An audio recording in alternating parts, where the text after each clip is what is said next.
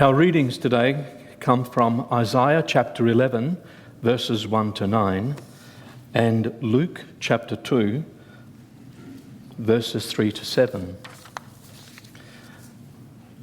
A shoot shall come out of the stump of Jesse, and a branch shall grow out of its roots. The Spirit of the Lord shall rest on him, the Spirit of wisdom and understanding, the Spirit of counsel and might, the Spirit of knowledge and the fear of the Lord. His delight shall be in the fear of the Lord. He shall not judge by what his eyes see, or decide by what his ears hear.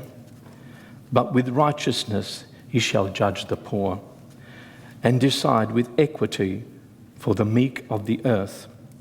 He shall strike the earth with the rod of his mouth, and with the breath of his lips he shall kill the wicked.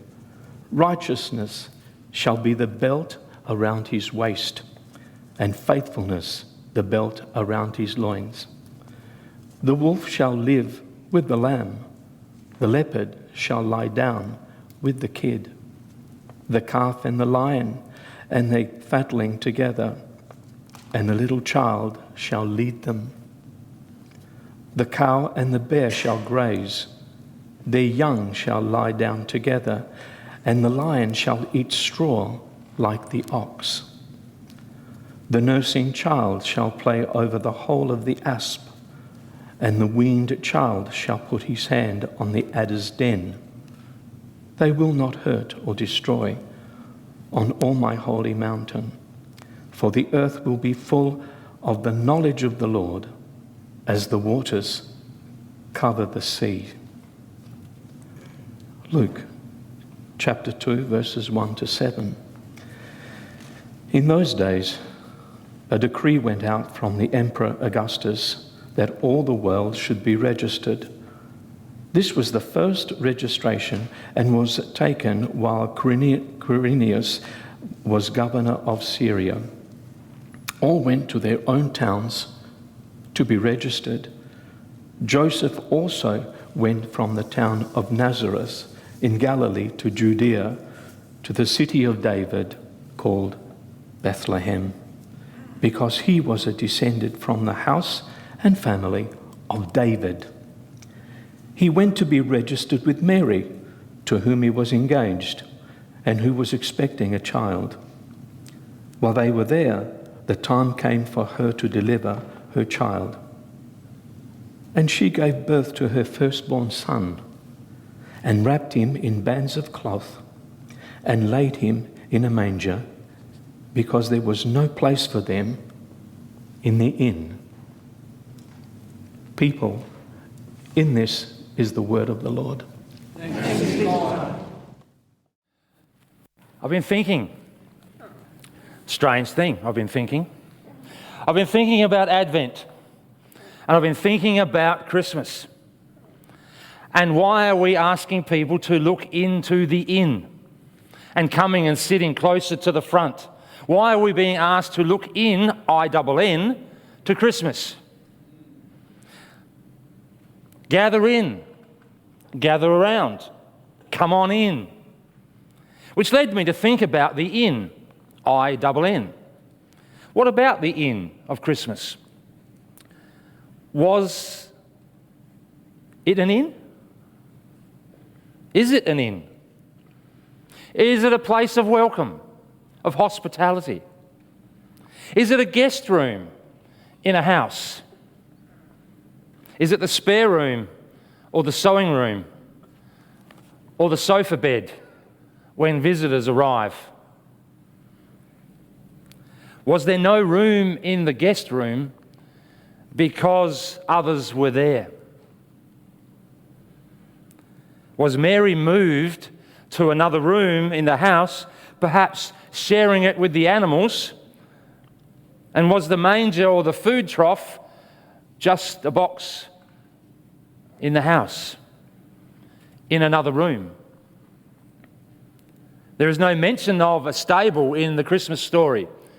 Can you see the word stable in that? Can you see the donkey?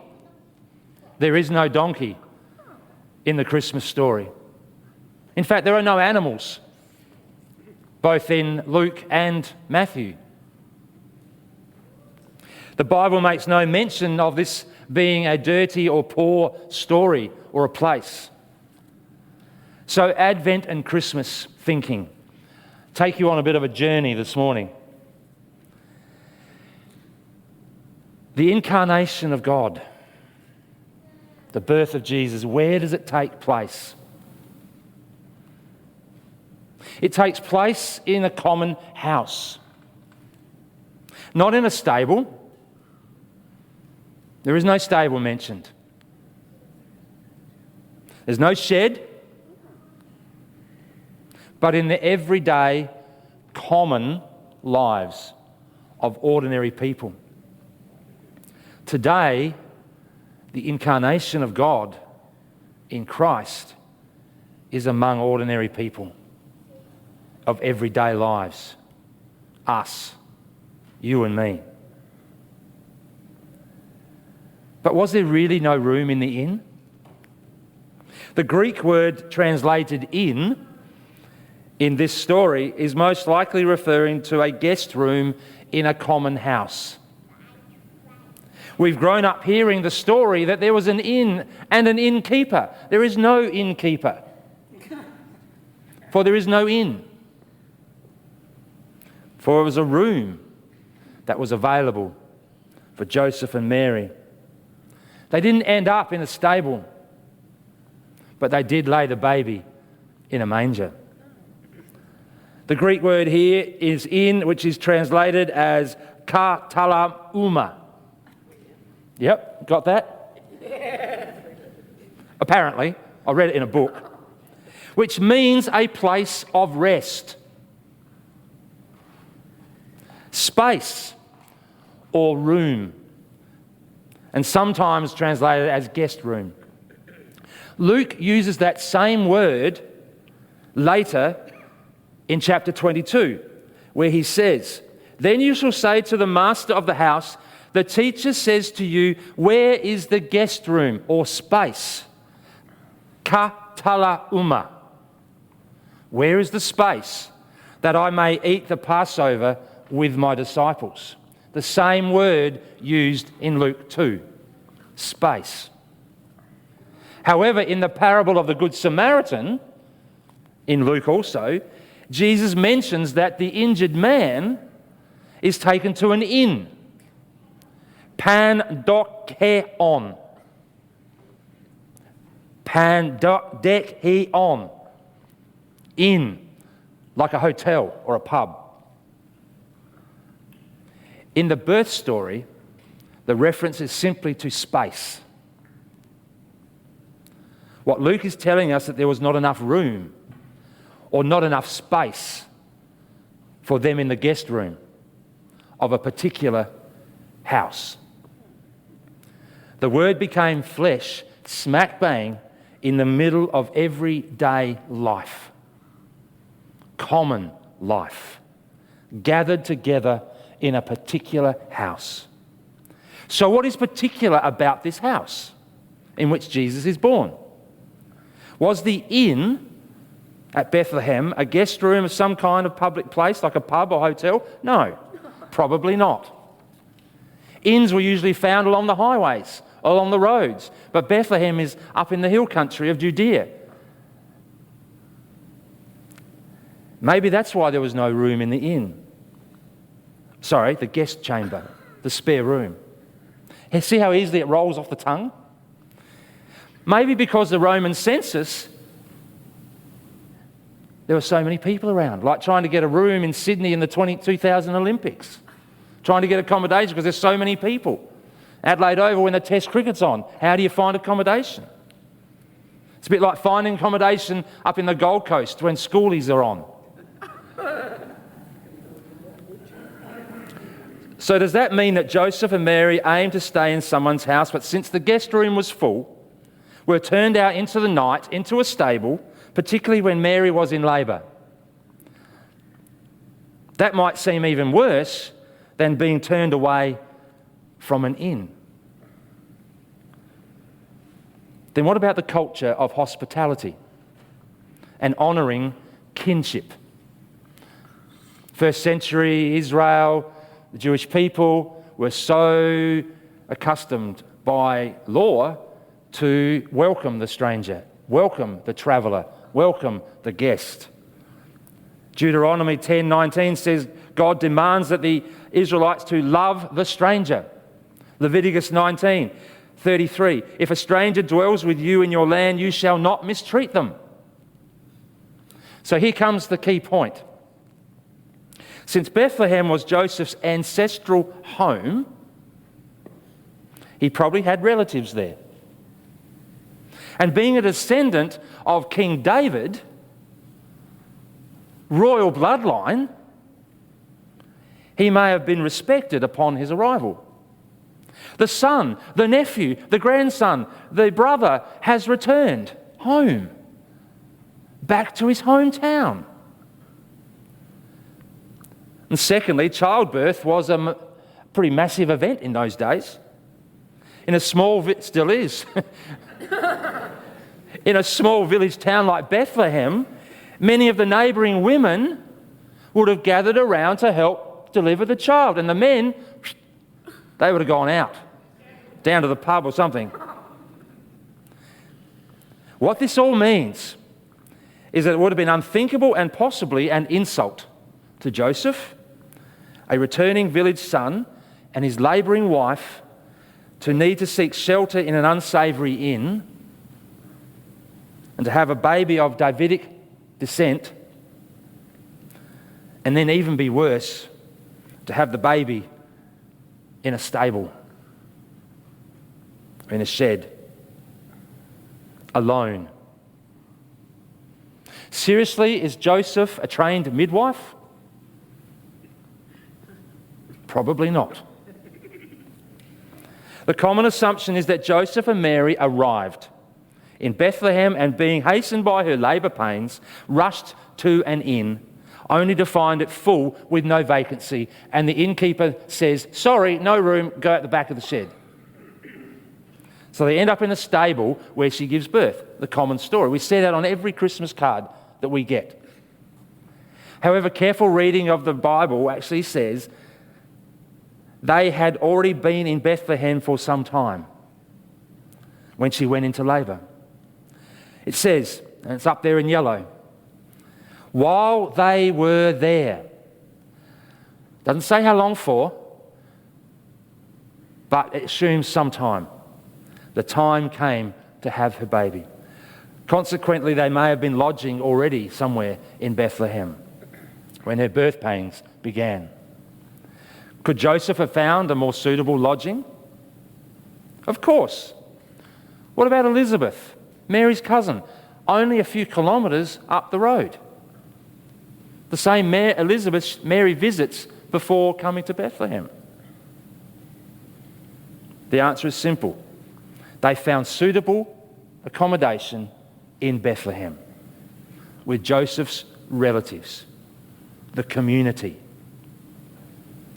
And being in these accommodations already, it makes no sense for them to suddenly be seeking a room somewhere else.